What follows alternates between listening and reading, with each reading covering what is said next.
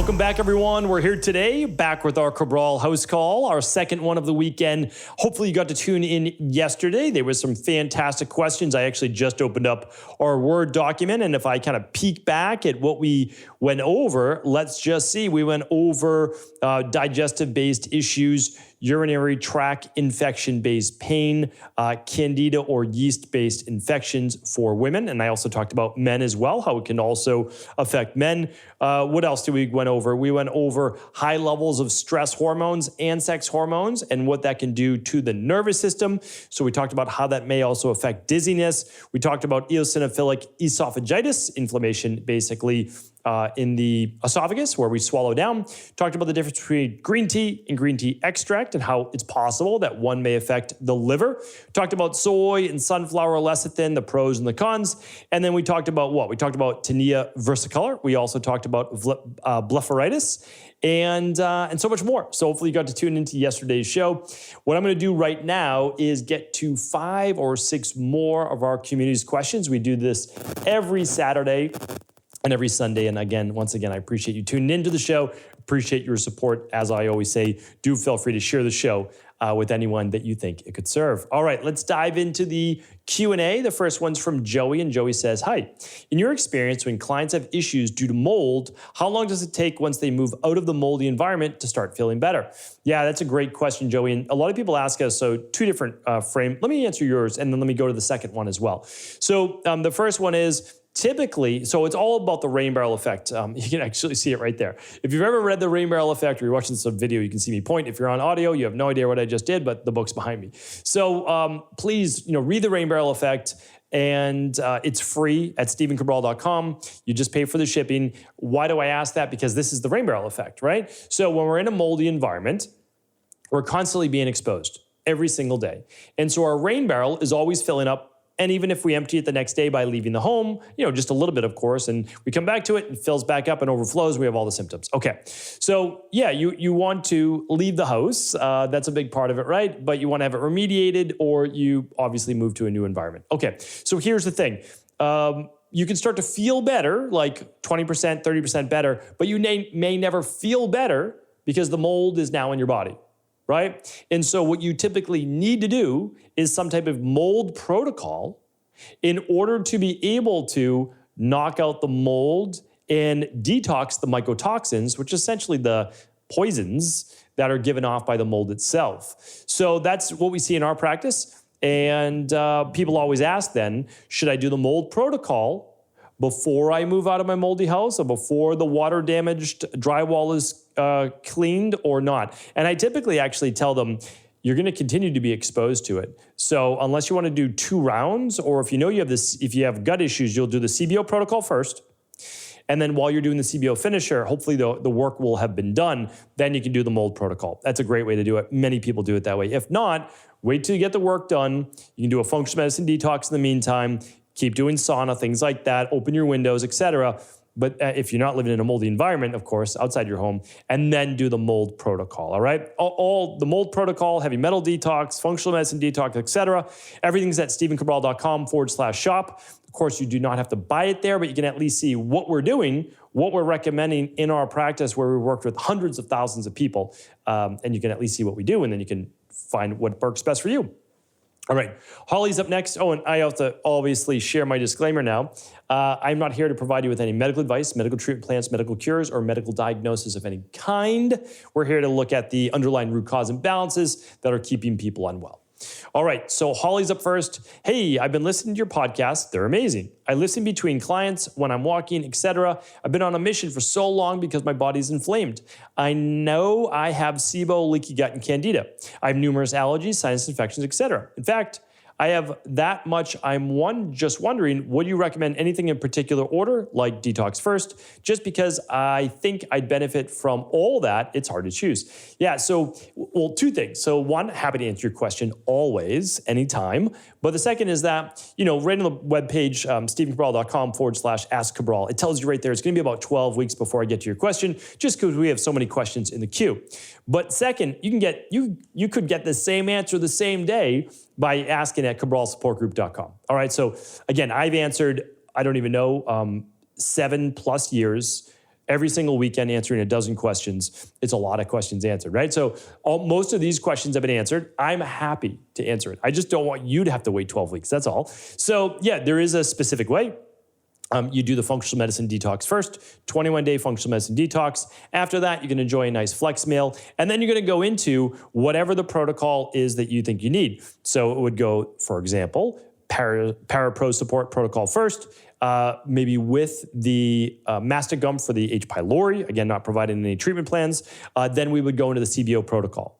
After that, we would do the CBO finisher, which kind of heal and seals the gut, right? And at the same time, we could then concurrently begin our heavy metal detox or mold protocol, or maybe something more specific for you. So basically, that's how most people do it, and they have fantastic success. 21-day functional medicine detox, then into the para support as needed. If not, they go right into the CBO protocol, the CBO finisher afterwards, and then they can do the heavy metal or the mold or whatever else they add on it might be after that, and their body's already so much stronger. All right, so yeah, thanks for writing in. I just want to make sure you get your questions answered faster, that's all. Erica says, what causes recurring H. pylori infections? I got rid of mine about 3 years ago following your protocol, and I appear to be positive again. Thanks in advance. Well, I'm glad you got rid of it 3 years ago, but unfortunately, people with what they call kapha imbalance in the stomach, or weakened digestion, or weakened immunity. Again, I'm not giving you a diagnosis. The bacteria, when they're exposed to it, it can easily take hold to a greater degree. So if there's not enough stomach acid, like if you're on a stomach acid blocker, easier to get a H. pylori infection. The next one is if you are eating a lot of undercooked meat, or a restaurant where it's not the cleanest, or what else is another one? Sometimes sushi, but not as much. That's more parasites, but certainly you could get it for sure. So it's good, like you could just, it's so common. Honestly, it's so common. Like it's not, it may have just been a coincidence that you just got it again. And yeah, it's tough. It's a tough one because it is really common. Salad bars, undercooked meat, restaurants where, you know, the plates weren't cleaned or someone didn't wash their hands. That's how you get it, honestly. And it happens, unfortunately. So I would repeat the protocol that worked for you that first time, and unfortunately, you got to do it again, but you know it works and you can get rid of it. So hopefully that's helpful. And then make sure your digestive system's strong, and especially when you do go out to eat, that you're taking your, you know, daily digestive enzymes. You're doing whatever you need to, you know, keep that stomach strong. All right, Carrie's up next. Hi, I love your podcast. Listen almost every day. Happy to hear that, Carrie. And I know that I appreciate the comment as well, Holly too. So let's see here. Carrie says, I'm on a strict carnivore diet for psoriasis that I've been on for 2 months now. I just quit using betamethasone after using it for many months. I've only cheated on my diet one weekend each month with dairy-free, sugar-free ice cream. Why am I not seeing improvement yet? Is it TSW or maybe a little cheats I did are slowing the progress? Thank you so much for all you do. Okay, I'm not an advocate of the carnivore diet. I don't believe it's the best thing to do to get rid of psoriasis. I believe that protein for many people can actually be a big part of the issue. So that is why, if anything, and again, I'm not recommending this, a lot of people go on a juice or a vegetarian, no, bean type diet, and they see a massive reduction in psoriasis. So yeah, I'm actually not an advocate of a strict carnivore diet. Now, some people do get temporary results with autoimmune issues. I know psoriasis, of course, is one of those, but I've seen it more with like rheumatoid. I've seen it more with a few other issues rather than meat-based, because the meat-based one for psoriasis actually can be one of the reasons for the psoriasis. A lot of gut permeability, a lot of undigested protein, a lot of liver toxicity issues, kidney overload, et cetera. And then it gets pushed out through the skin. I mean, I've been working with people with psoriasis for like 15 plus years. And so I've tried everything. And I can tell you for sure, again, like, okay, carnivore is the latest fad. It's not a good idea. It's not a healthy diet.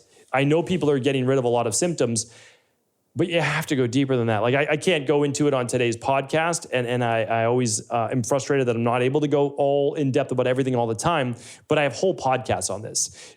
right now, there is zero longevity scientists who believe in the carnivore diet. They laugh at it when people say that. It's a fad diet. I mean, that's all that it is. It's the new Atkins diet. We've already seen these things before. You will lose a lot of weight on it. You will you'll shrink your gut microbiome. So if you had bacterial imbalance, you start to get rid of a lot of inflammation.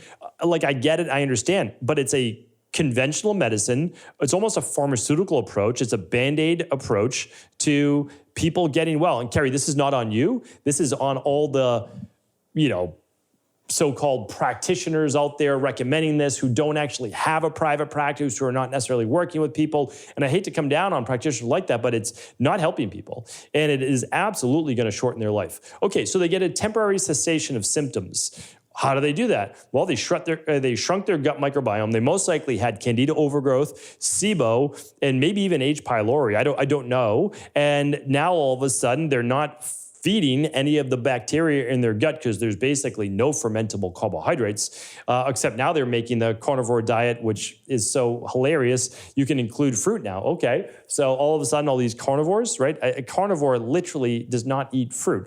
Can it eat some fruit? Sometimes, yes, if it's starving and it can't get any other food. It's not what their digestive tract is meant to do.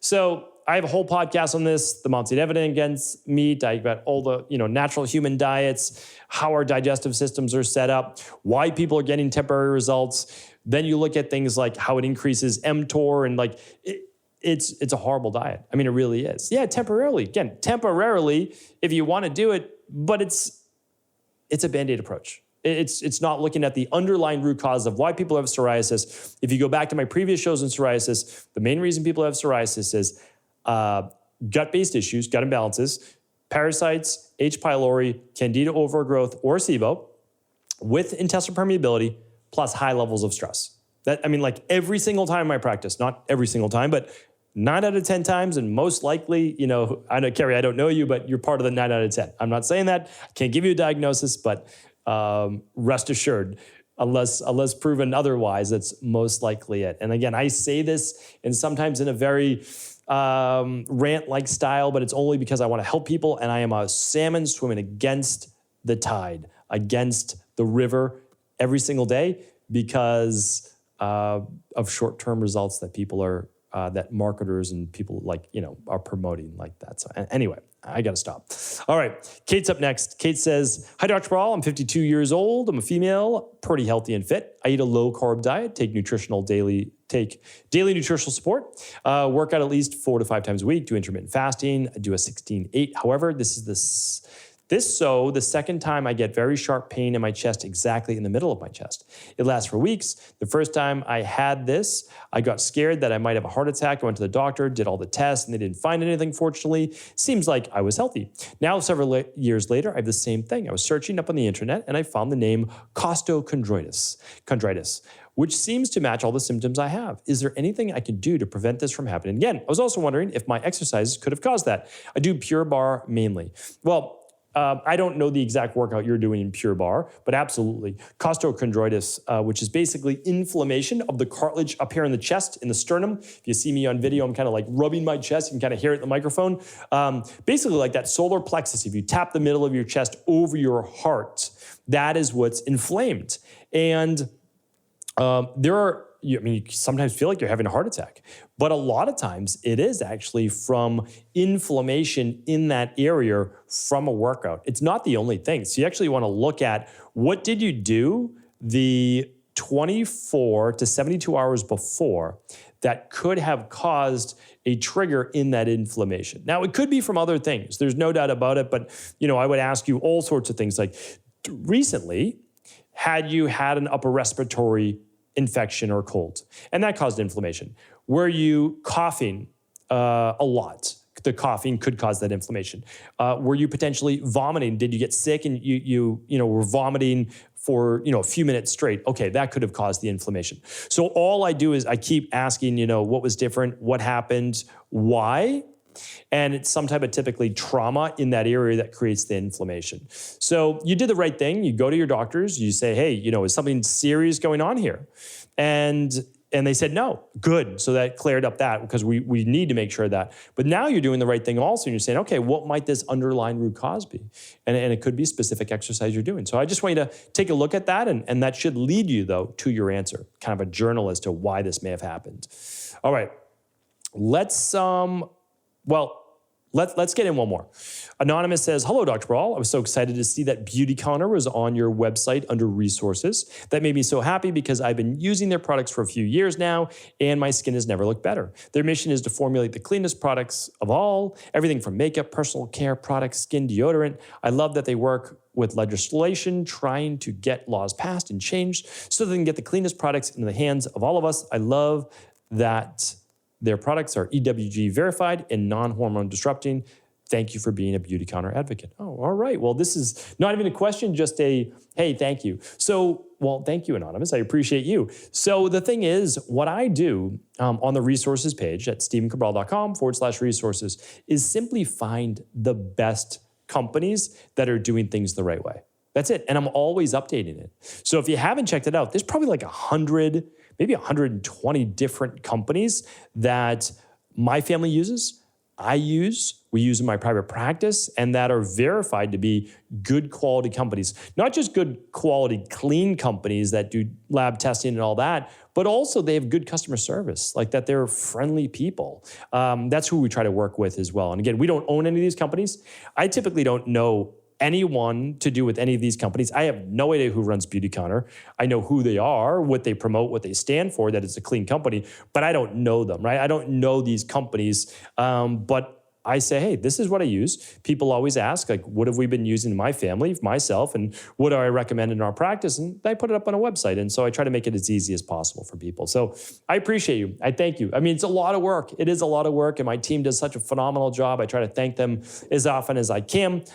I mean, you're only as good as your team. And I have an amazing team. They really do a lot behind the scenes. And so if you're listening and you're on the Equalife team, the Integrative Health Practitioner team, or the Cabral Wellness team, the StephenCabral.com team, I thank you, appreciate you. And I thank everyone here in our community. Appreciate you, thank you. I'll be back tomorrow on the Mindset of Motivation Monday. Don't miss it. It's the best way to start the week. Take care.